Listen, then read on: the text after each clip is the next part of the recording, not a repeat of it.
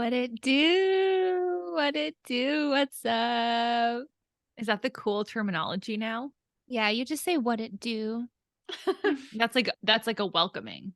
It's like, hey, what it do? I'm actually so confused. What does it mean? You are like, hey. And then I'm like, I'm good. How about you? Okay, that's the equivalent. No, the equivalent would be like, hey, what's up? I do have to say that we are now the most uncool having to gone over this. I think it's okay. I think I've aged out of having to know all of that. Okay. That's how I feel. I'm in that gray area where it's it's okay for me not to understand everything. Yeah, McKenna and I are still really young and hip though. Yeah. No, I'm the grandma. It's I totally don't think fine. anyone's ever described me as young and hip Yeah, in your whole life. in my entire life. But Yeah. Lara can take that title. Hey, what Yeah. it do? Oh my God. Okay. Welcome to Fuck Wellness. I'm Lara. I'm Mallory. And I'm McKenna. And today we're in a bit of a fun role reversal, Freaky Friday moment. Well, are you guys feeling good today? Yeah. Okay. Good vibes today? Good vibes. Yeah. Unexpectedly good vibes. Okay, so since the listeners heard you last time, you were a bit down and out, shall I say. So can you catch us up on what changed and how you're feeling? Honestly, we just had a great visit with Carolina. Mm-hmm. She lifts the spirits up high. And then what else was good? I don't know. Douglas is still sick. That's still happening. But he's going to the vet tomorrow to hopefully get some poop solidifying drugs. He's very sick. The sickest he's ever been. Which for him is a status symbol because he's a sicky boy. Yeah. What else? Still don't have a job. You need to finish that one application today. Yeah, no. Not me being Lara's taskmaster. No, I just really want Lara to work for this company, so I need it. Mal, it's the one with the stars. If you catch my drift. No, that went over my head. It's okay. Honestly, we'll get into it, a bit of our stories, but Mal, you were saying that you're feeling a little bit poopy scoopy today. So do you want to share with us how you're feeling? I would love to. Thank you, Lara. You're welcome. Okay, let's see. Well, yesterday I had the privilege of being the chief of my precinct. That's my chief. Yeah, thank you. I've never been chief before. I've always been assistant chief, but the chief of my precinct called out sick. So seriously, they got sick. yeah. So 3 days in advance, I was told that I had to be chief, which I feel like it's very hard to explain the responsibility of being chief of a precinct of 4,500 people. It is a big responsibility. I'm literally responsible for us following Virginia law to a T for every single person that comes in to vote. So that was a big weight on my shoulders. But honestly, it went really well. The thing that didn't go well is that during the day, I started to develop flu symptoms. No. Like body aches and shivers and diarrhea and a sore throat. But I couldn't really tell anyone because I was in charge. And so I didn't really know what to do in the situation because we were nonstop all day. We had voters. So there was never really a moment where I could be like, hey guys, I feel like trash, and it's you also can't leave the precinct during the day. So there's nothing that I could have, I guess, called the election office and been like, I'm out, but I don't know. Me being the reliable person I am, I was like, I can't do that. Mm-hmm. So keep in mind, this day is we get there at 5 a.m. and we stay until 9 p.m.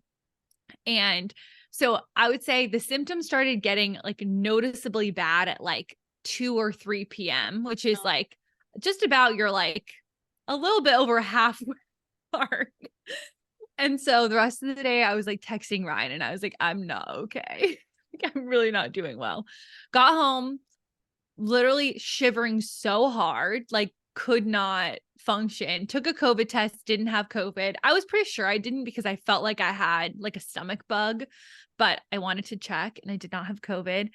And then I called out of work today, and which is the second time I've ever done that in my entire 4 years at GW. The other time was last week when I fell off the rock. Oh my gosh. The butt injury. So there is a little bit of me that's like, oh my God, my coworkers are going to be like, she finally figured out about sick days and that's all she's going to do. Yeah.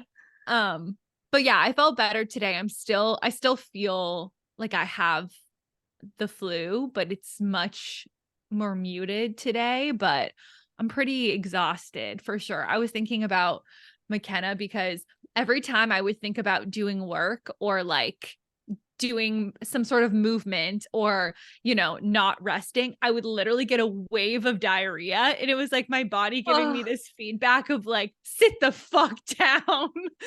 Do Like, not move. Don't do this. So I did end up working most of the day, but that was okay. What?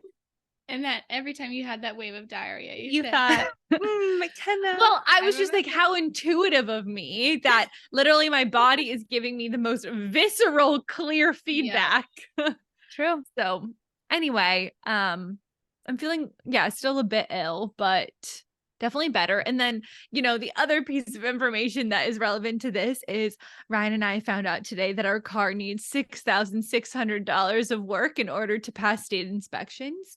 So, I think needless to say, I do not have $6,600. So yeah, that's where I'm at. Yeah. Yikes. Car stuff is like the number one biggest stressor, I feel like, in the world. And Family Feud, if it was, what they're asking biggest stressors, it'd be like number 3.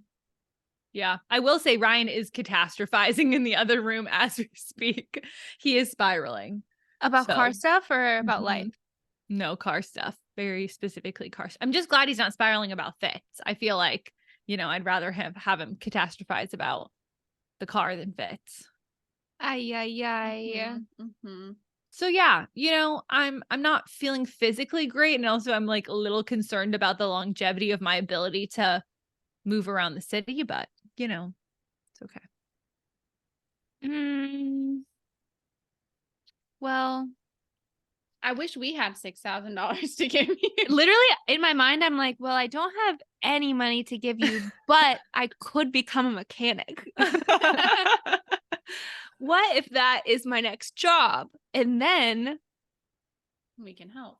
I could do. Well, speaking of that, Lara, do you want to talk about your ability to work with your hands in engineering? Yeah, it's really not that far off from the journey that I had.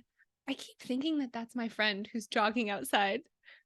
I think seen the same person. The same person I've seen now twice, and I think it might be my friend. Anyways, she's got friends everywhere. Yeah. We talked a little bit. I think on the pod we've mentioned the plumber of it all, right?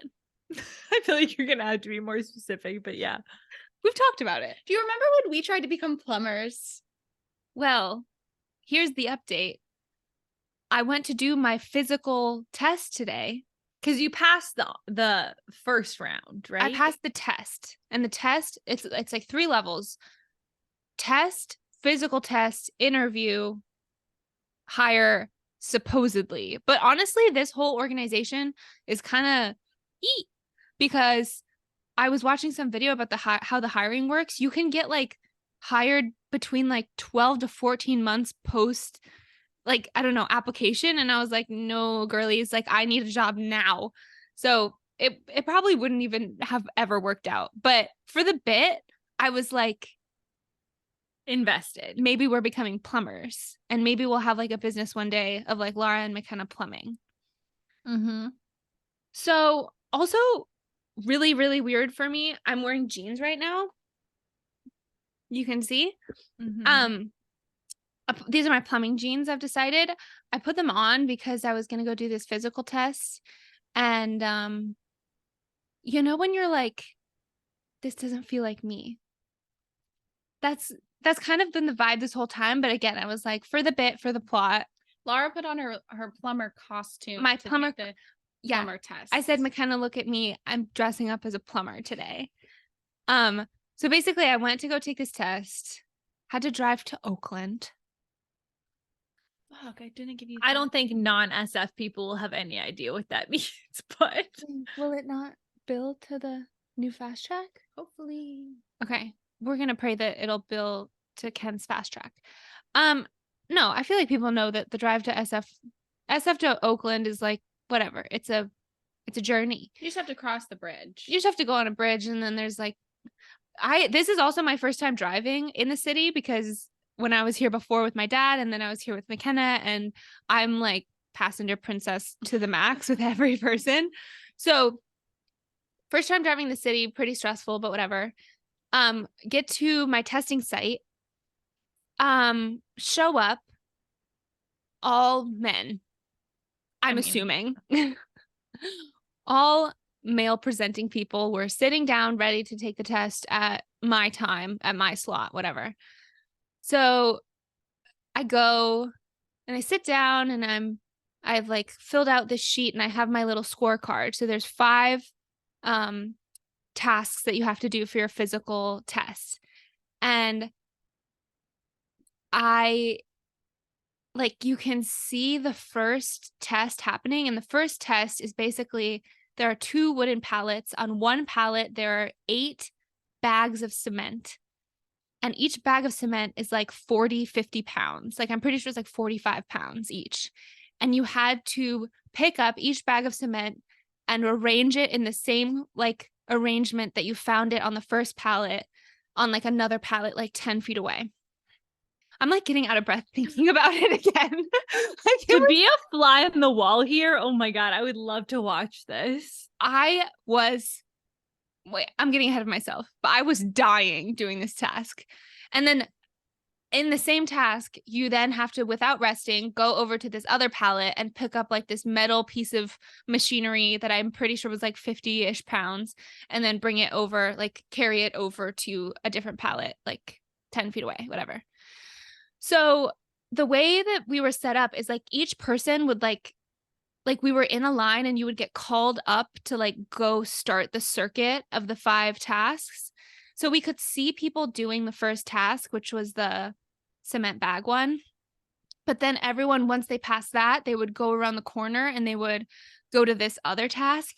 And I kept seeing people, like these big muscular people, going over around the corner to do the second task and being like escorted out. Like, because they didn't pass. And I was seeing that, and I was like, okay, like, okay, maybe it's like something that I'll be good at. And they just like didn't do it fast. Like, I don't know, maybe I'll have the little something needed. But like, I saw 2 people getting escorted out while I was just chilling, waiting. So I was like, okay. So you don't know what the 5 tests are before you come in. I have like a vague idea based off of a short informational video that they sent us, which if people want to see, I can post it in the description. But it's like, yes. Honestly, it might be helpful to like, have along as I'm describing these tests. But basically, I'm waiting. I finally get called my turn to do the first test, the cement bag one. And just based off of how these people were doing this test, I thought the bags were like 25 pounds each. Like, they were chilling, like pick them up, put them down, pick them up, put them down. And I was like, okay, like I feel like even if they're heavy, they would be exerting themselves a little bit. They could be a little bit more clear to me. Just turns out they were all really strong people because I go up. Also, this is all timed, so you have to go pretty fast to make the time. I think the time for the cement bag and the metal piece of equipment was like 2 minutes, 40 seconds or something. Oh my God, that's quick. So you're literally like, you have to kind of be on it. And I go up to start, and I go for the first bag, and I was like, holy shit. Holy shit. So all of a sudden, like, I'm, proper lifting technique, whatever. Like I'm going for it. I'm trying to go fast. But like there was one point where I almost lost it because you can't drop the bags of cement because it's like a disc wall. And I'm sure I wouldn't even be able to pick it up from the ground again. So I almost dropped this one bag and I literally had to like I had no shame. I knew people were watching me do this task also. No shame. I like dove under, like grabbed it, whatever. I really wish I could have recorded this whole thing for you guys. Yeah. Whatever. I complete the whole task. I do it with like 6 seconds to spare. Like I am like on the edge. I'm so out of breath. Also, I'm like shaking a little bit because I have not like, and here's the interesting part. Like I kind of went in to this test being like, oh my God, let's just do it for like to see. And also I need a job. So like if it works out, that'd be awesome. But also let's just do it to see. When you get to a place like that, you're obviously like, I don't want to be the guy escorted out. Like that shit's embarrassing. So I was like trying to do my best. Barely made the first thing. I'm shaking, whatever. I go and like the next round. Also, it's very like prescribed. Like you finish that one and then you have a 5-minute rest and then you have to start the next task. I needed all 5 minutes to rest. I needed maybe 10 minutes to rest. But at the 5-minute mark, I was called up to the next station and I turn the corner and I can see what would this be? 32 like rings. I'm like a little shaky talking about this. There's 32 rings that are in a square formation. And the ring on the far corner is a blue ring. But the rings like jut up from the ground a healthy amount. And the task is to take this 90-pound piece of machinery that looks like a T. It's like a T at the top with a very long metal, like, I'm sure this is embarrassing because I know this is like a thing that people have a name for, but it's just like a metal piece of machinery that you would like put into the ground to drill into the ground. Shit is heavy. 90 pounds is a lot. 90 pounds is a lot. I've never picked anything up in my life that was 90 pounds. Douglas is like 90. Well, no, he's less than that. No, I've never picked up Douglas. It was so heavy. And again, same thing where like the proctor is telling me kind of what's happening. And I'm more scared for this one because I've seen people, fail this one. And I'm like asking more questions. I'm like, can I drag the thing to the, can I literally like drag this thing over to the square so that I don't have to like use my strength to pick it up and pull it over? And she's like, yeah, whatever you want to do. But like, you have to finish it in 71 seconds. You got 1 minute and 11 seconds to drag this shit 10 feet, put it up and down into each hole, every single hole, and you need to go up and down, plus the blue one again, and then drag it and put it back where you found it. Oh my God. It was so hard. So hard. I think, honestly, I feel like you would be better at this one because you have a little bit more height on me, but like strength plus my height, I was struggling so hard. I was like basically cussing while doing the test because I was having such a hard time. I was also so like trying to encourage myself in my brain, but it was really hard to finish and not just give up after like being halfway done because it was so hard. I couldn't I would put it into the one hole and then I couldn't like lift it up all the way out of the hole to get it in the next one. So I was like jumping it up. It was so bad. It was so bad. Needless to say, I failed. Wow. I was 3 minutes late to get my thing. Or not 3 minutes, sorry. 3 seconds. I did it in 1:14. Wait, that's so good. But here's the thing though, is that I don't think I could ever do faster than that.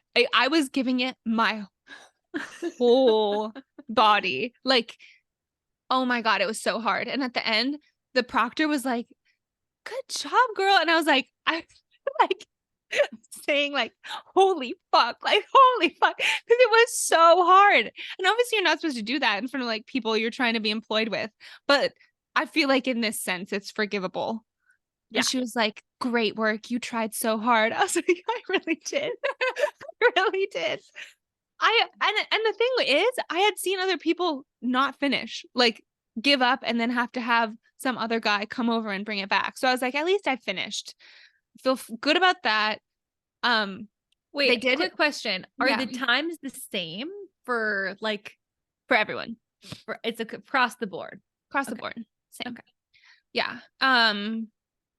So yeah, I never got to experience the last 3 stations, but so okay, wait.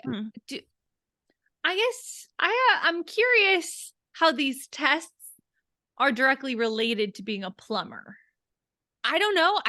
I know that now I have the utmost respect for the business. Sure. But like, I'm also like the plumbers that I've seen in my life, I don't think they would pass this test. No, this is not like a house plumbing job. This is a city plumbing job. This is like, government work. Okay. Okay, cool. I was like, my childhood plumber, treatment. I don't think he was doing any of this. You know? No. Which is still like, I'm sure all plumbers are strong in their own, way. Totally. I know plumber hate here. Okay. No, I'm just like, Lara is one of the strongest people I know. If she's failing these tests, like Bob probably wasn't passed. It's like, I don't know. No, it literally, I saw 2 people also finish while I was waiting, and I saw them finish all 5 stations. They got the pink slip, which invited them back to the interview. They were drenched in sweat. Absolutely. And I was ready to give them an applause. Like, you guys really earned that. You worked that. Like, great job. I just like really incredible work. I could not be me though. So, but the guy who had to escort me out, because once you fail, you have to get an escort out of the job site. The guy who came over was just like, yeah, I mean, hopefully like this gives you like a really good feeling point for when you hopefully come back, because we would really like to see you back, and like 6 months is when the job opens again, and da da da da da. And I was like, okay, like I hope I have something else in 6 months, but if not, McKenna and I are going after our dreams again. Was the first test like technical? No, like the one that you passed and McKenna did not pass. The written test. Oh my God, yeah. It was so hard. It was so hard, Mal. This is the part where I was just like, I feel like maybe we could do a little bit less than 90 pounds for the people who are passing this written test. Like, that shit was hard. So I'm like, your Venn diagram is getting a very, very small inner circle at this point. So yeah, very interesting. Yeah. I'm a little upset that their wiggle room was in 3 seconds. Yeah. Like, I feel like they should have like a plus or minus 3 seconds thing, No. I also failed by 2 points. So we both got kicked out on very small margins, which is what I'm saying. Like, if we still aren't, happy not being plumbers, that maybe we'll go after it again. It's just like, and I'm going to give myself the full test time to take the test. If we go after it again, that'll be my reparation, because I only gave myself an hour to take the test, which was not good. And Lara's gonna work on picking up 90 pounds. And then we'll go after it. McKenna doesn't need to work on that. No. I feel like you guys need to start a plumbing business called like 2 Girls, 1 Wrench or something. Dude, I literally, that's what was fueling my dream, is I was just imagining our pink van that we're going to drive around town and be like, we're here to plumb. We're here to plumb, and we're hot. Yeah. Yeah, like, you want to see our butt crack? Okay. Also, okay, that's extra. We could work some in for that, honestly. Yeah, we'll get creative. Pam also thinks that Douglas would be a good plumber's dog. So Douglas- that's another layer. Douglas is a plum dog. I don't think Fitz would be a good plum dog, but I do think Douglas would be. Douglas could carry our tools on his back. Yes, totally. Yep. Yeah, his stomach would need to get better before then, but True. Yeah. True. well, maybe we should go LLC, two girls, one wrench or something, so no one steals it. Yeah. Honestly, dibs if you're hearing this. And that's legal. Try So and legal. fight us. Take us to court if you have to. Yeah. Just kidding. We don't have money. No, but I'll become a lawyer. Oh man. No, Next up, the LSAT. Oh, Yeah. God. I heard it's easy. Yeah. We've seen Suits. I watched Legally Blonde. So true. Ken, But, how are you? Or yeah, Laura, Ken, anything how are else? you? Sorry. Yeah. Wrap it up. Okay. Okay. No, I mean like a wrap it up. This like Wrap up the story. yeah, like don't feel pressure to wrap it up. That's like, not how that came out. I know. It wasn't. You guys, people make mistakes. Okay. Okay. Well, me wrapping up would just be that I left and got into McKenna's car, still shaking from the exertion of trying event number 2. Yeah, drove back into the city, had a nice chat with JM, got back. That's it. Oh, also, just in general update, I'm applying for lots of jobs. Tattoo launch was great. I hadn't done it the last time we chatted, but I did it the day after, and it was amazing. What was And the I'm most so amazing part excited. of it? I think everyone's nice comments and messages like really, really warmed my little heart. Did it surprise you, or was it what you expected? I feel like it exceeded my expectations, but I also like, I don't know, it's not shocking to me that I have lots of people supporting me. Like I feel that every day. And so this was just more of like an outward expression of it. But like, yeah, I don't know. I'm really excited to keep going. Me too. I already Yeah. filled out your form. Yay. Yeah, I need to get an email list going. Yeah, can you add me to that? Yeah, of course. Okay, thank you. Yeah, Yeah, that was exciting. It was so cute. Even Ryan put it on his story. Did you see that? No, we Mallory, saw. we saw it. Ryan is Lara's #1 fan, and I Yes. love it kills me. It kills Yep. me. I feel like, yeah, just the nice things that he said about it, and then plus him doing that, I was just like, I just want you to know that he called me before he put it on his story, and he's like, "Do you Really? think Lara would be okay with this?" And I said, Ryan, why would she not? And he was like, I don't know. I was just checking. And I was like, it'll probably make her day if you do It that. literally made my day. It made my day. But then, get this, you'll What? appreciate this. Alec texted and was like, did Lara move to San Francisco or South Florida? Oh boy. Not Florida. Ryan and I were like, no one calls South Florida SF, or at SF. least in our circles. That's not a thing that ever happens. Oh, that's so funny. If Lara ever moved to South Florida, check on her. Honestly, not come well. fly Take a to pulse. me. It's probably an impersonator. Yeah. No, Yeah, that someone I has would not be stolen my I identity. would not be visiting you there. So No, but you would come rescue me, right? well, but it wouldn't really be you, it would be the impersonator there. So You know, I have to go to Florida next month. oh yeah.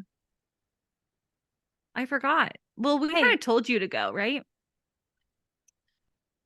Yeah. It is for work. She's not going for pleasure. It's for Yeah, you asked business. for our opinion and we said, yeah, go. Why not? Mm-hmm. You know We what? don't know how much longer it's going to be there. So no, it's true. Oh, true. So true. Yeah. Okay. Tap Doesn't to that make Ken. you guys feel good? Yeah. Tap to Ken. Okay. I have a lot of updates. Oh. Mostly that I had a groundbreaking therapy session today, which, if you didn't know, my therapist was on maternity leave for what felt like forever. 5 years about. I think it was 4 months, which, like, I feel really happy that she was able to be on maternity leave for 4 months, but I missed her a lot. And she's back. We're like 3 sessions into her being back. And I updated her on a lot of things today, but the number one thing I updated her was my job news, which I got yesterday. And basically, I don't really want to share like specifics of the news, because I think part of it is kind of private, but I want to share that it basically what happened is I no longer have to like rush to get a second job right now. I don't have to. Ideally, I never do get a second, or actually third job. Sorry. So that is like a huge weight lifted off of my shoulders, which is amazing. And I'm so happy and grateful for that. And I had a long talk with my boss and it was just great. But I was noticing that my brain was having this reaction to this news where immediately was like, okay, well, this is now our baseline. We got to get more. We got to like, what's next? Okay, now I can do this, but it's going to be taken. I have this much more wiggle room, but like now I'm going to have these new expenses. So it's a wash. Like all of these things were just kind of coming up in my brain. And we talked about it a lot. And it's just like my brain has been in survival mode for so long of just like scrounging to just like keep myself afloat. And thankfully, I have been able to for so many years on my own, like truly kind of a miracle. And I don't know. So I'm just like struggling with sitting in like the weight. It doesn't feel safe for me to like sit in the reality of what just happened, what the news was, simply because I have to learn what safety feels like. I've never felt that before. And so it's kind of an interesting thing to get such good news, but for my body to feel so uneasy in it. Yeah. This is, well, okay. This is dumb, but I've been listening to Brooke Benson's podcast and I just love it. And I feel like this is so relevant to like so much of what she says about how it's like money anxiety is a vicious cycle. Like there's never a time that it feels like you're out of it.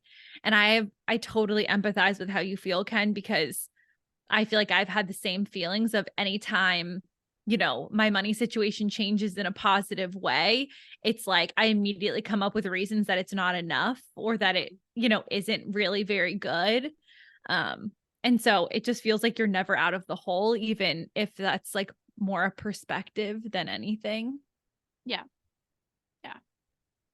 Yeah. I think it's so, so, so easy to be like, well, that's my new baseline. Time to keep like, you know, like even though this is such great news and like should feel like an alleviation of all the stress, it's so hard to not be like, well, okay, now my goals, like my goals. I got to get this. I got to get that. Like I totally feel that. And I think since leaving Boulder and even before, I've been experiencing this thing where it's like this major sense of urgency, just like pushing me. Like everything feels urgent. Like our house has to be put together urgently. We have to be in it urgently. I have to have this job urgently. I have to apply to grad school urgently. Like everything is just like red lights flashing all around me all of the time. And I want to name that. I think a lot of this comes from the fact that I do feel like I know that if I ever needed anything, there are people that I could ask, but I've been on my own since I was 18. And so that's like, I think something I really have to sit with of like, this is just like in my bones. I've been hustling since I was a kid.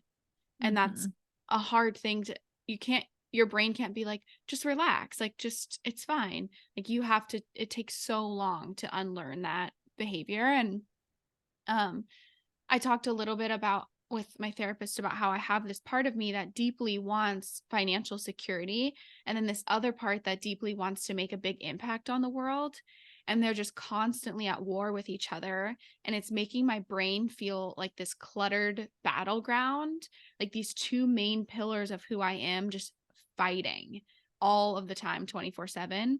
And so we just worked through like working on getting that a little bit external. So writing down kind of a lot of the feelings associated with each and what each part of, they have different goals. Like those parts of me have different goals and can be extremely critical when I'm doing one over the other. Mm-hmm. And so working on that, but then we realized that we hit on a part, which I think this is like relevant to share. And we talked about this part, and it was one of the fastest part work sessions I've ever done. And it was so cool because we talked a lot about this like financial insecurity piece, basically tracked it back to a 3-year-old version part of myself. And this, if you can imagine like her holding a stick, because that's kind of what I saw, like the stick is this financial stress, and like she just felt like she had to be in control of all of that. And when I finally kind of was working with this part, and if this sounds weird, you should listen to the pod Mal and I did on parts work. We'll link it. But I was working with this part, and a lot of that is like directly asking questions to the part of yourself about like what it needs, what it wants, where it lives, etc. And this girl was so good at communicating her needs. She was like, this girl meaning younger version of me, but I was just like, she wanted the part to be, she was like, here, you can have this. Like, you know, when 3-year-olds are throwing a tantrum, like they really want something. And then you're like, well, what if we just do this? And they're like, oh yeah, perfect. You know, like they're just like easily switched. And it was like that situation where I couldn't like grab it from her, but if I like asked basically nicely if I could have it, she was like happy to give it up. And we ended in this really cool spot where she just wanted to play. I was like, what does this part want? And I know. And she was just like, I just want to play. And I was like, okay, like let's play. And we found out that this object, this financial burden, like couldn't be far from her. Like it had to be within her eyesight. But I kept asking her questions, and I was like, well, what do you need from me? And she was like, a snack and water, please. And like, it's just so wild how clear this communication comes in. And my therapist was like, yeah, she wants to know that you can meet her basic needs. And like, that's where a lot of the financial insecurity comes from, is like the fear that the basic needs won't be met, especially when I was young. And it was just like such a heavy, like I was crying. And then I was like, okay, well, like, do you want me to play with you? She goes, no, I'm good. And she was like, come back in 2 hours. And I was like, okay. And so my therapist was literally like, set a timer for 2 hours if you can, and like check back in with this part. It's just cool. And the work is so far from being done, but a nice little intro to some of those bigger pieces of me that need some attention. What a great example of parts work. I could cry. It is a good I feel one. like, what's his name? The guy who created it? Richard Schwartz. I feel like he would love that example. That is like the most, it's pretty textbook, like so emblematic of like your parts truly just want to like be joyful, but yet they feel this responsibility to like maintain like composure. And well, and if you make it so literal, like think about putting that pressure and responsibility on a 3-year-old. Yeah. And then that is literally what your body is reacting like. A 3-year-old is not rational, which is why she was wanting different things, or why she was throwing a temper tantrum about this situation. It's so fascinating. And when I saw her, we were in my like childhood home from young childhood, which I don't have very many memories of. But when she wanted to stay there, she wanted the stick to be near her, but she wanted me to build her like a sandbox without sand to put in the house. So there was like, she wanted barriers, but she wasn't ready to be like removed.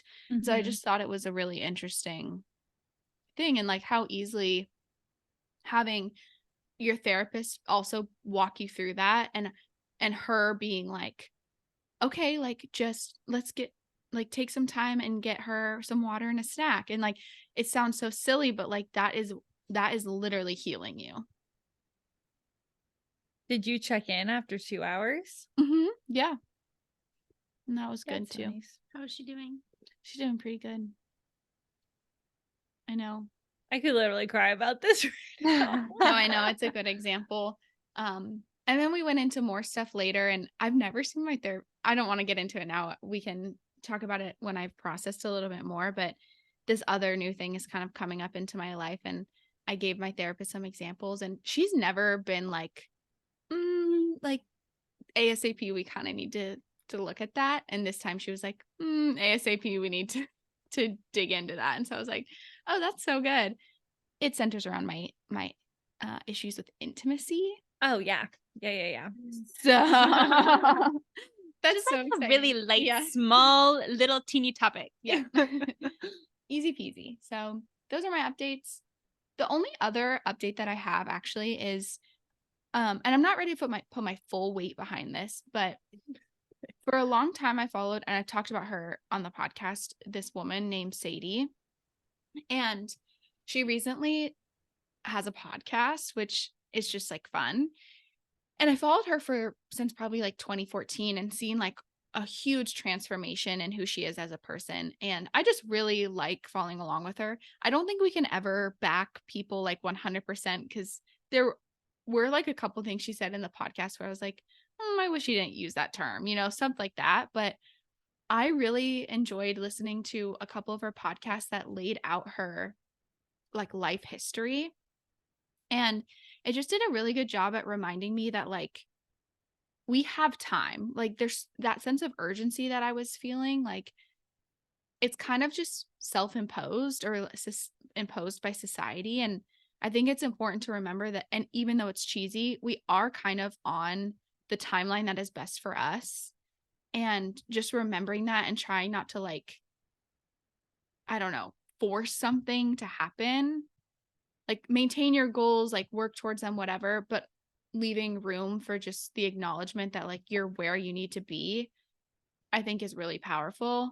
And when we look back on our life, we can notice that like how crazy it is that things just kind of naturally aligned how they should have, and how supported we were even when it felt like we were like in the deepest, darkest places.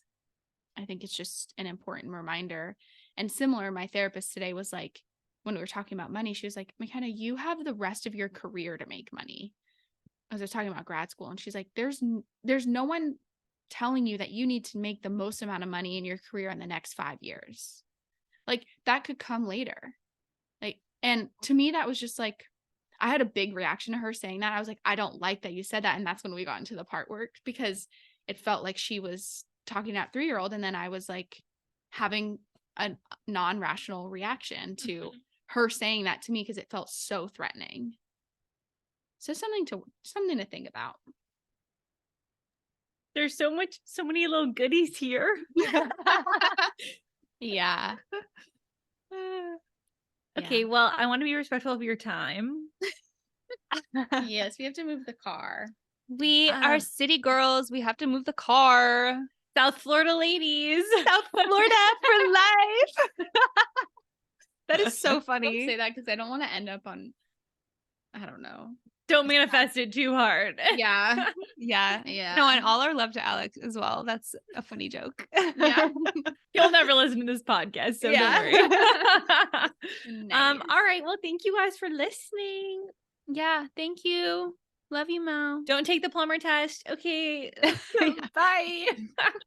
Bye.